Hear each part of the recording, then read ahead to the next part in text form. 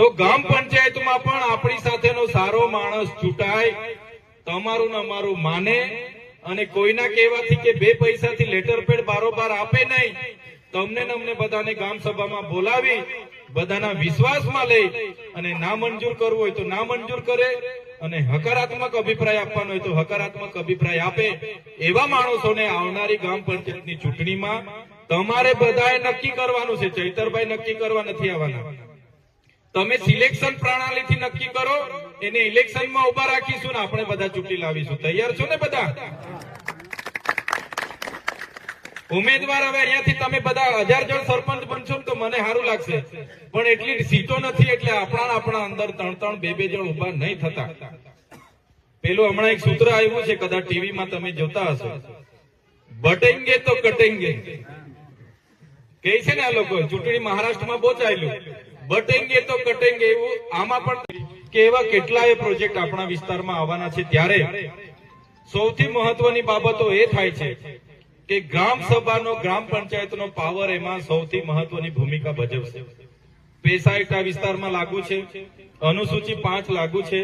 ત્યારે કોઈ પણ પ્રોજેક્ટ આપણા વિસ્તારમાં આવે તો સૌથી પહેલા પરવાનગી ગ્રામ પંચાયતની લેવામાં આવશે અને ગ્રામ પંચાયતમાં જો આપણી સાથેનો માણસ નહીં ચૂંટાય તો એ લોકો બારોબાર લેટર પેડો આપશે અને આપણે અહીંયા લડાઈને મરી જઈશું, પણ પેલા લોકો આપણને ગાંઠવાના નથી.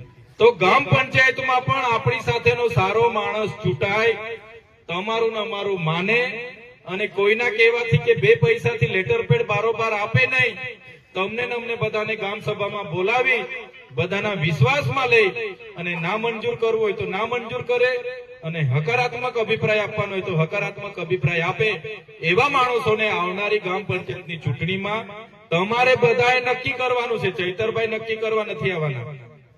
તમે સિલેક્શન પ્રણાલીથી નક્કી કરો, એને ઇલેક્શનમાં ઉભા રાખીશું ને આપણે બધા ચૂંટી લાવીશું. તૈયાર છો ને બધા? ઉમેદવાર હવે અહીંયાથી તમે બધા 1000 જણ સરપંચ બનશો ને તો મને સારું લાગશે, પણ એટલી સીટો નથી એટલે આપણા અંદર 3-3 2-2 જણ ઉભા નહીં થતા.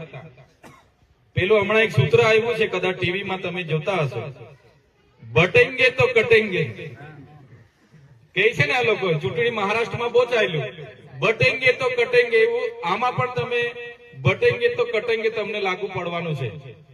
એટલા માટે કેમ છું, આપણા જે સંગઠનના લોકો છે, આપણા તમામ સાથીઓ છે, આવનારા સમયમાં ગામ પંચાયતમાં તમારો વિશ્વાસુ માણસ ચૂંટાઈને જાય એ ખૂબ મહત્વનું છે.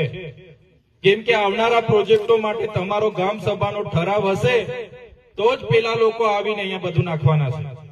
પહેલી પરવાનગી ગ્રામ સભાનો ઠરાવ. એ જો એવો નબળો માણસ તમે ચૂંટાઈ જશે, બીજાના કહેવાથી અહીંયા જો મંજૂરીનો ઠરાવ ગામ સભાનો આપી દીધો, અહીંયા ગામમાં તમે લડાઈને મરી જશો તો આ સરકાર આપણને ગાંઠવાની નથી. એટલા માટે જે પણ પંચાયતોની હમણાં ચૂંટણી આવવાની છે, તમામ લોકો સાથે બેસજો, સારામાં સારો માણસ લડે એવું રાખજો. બધા સરપંચ થશો, અમને આનંદ થશે, પણ બધાની લડાઈમાં ત્રીજો ફાવીને બારોબાર ઠરાવ લખીને આપી દે એવો માણસ નહીં જતો રહે. એની જવાબદારી હવે તમારે લેવી પડશે. બીજા મુદ્દા પર આપણે આવીએ તો આજે તમારી વચ્ચે અમે સંકલન બેઠક જે રાખી છે એની વાત કરીએ તો જે પણ પંચાયતના જે પણ લડવાના આગેવાનો આવ્યા છે, ફરી પણ આપણે અહીંયા અમે બેસવાના છે. તમામ આગેવાનો ત્યાં બેસીશું.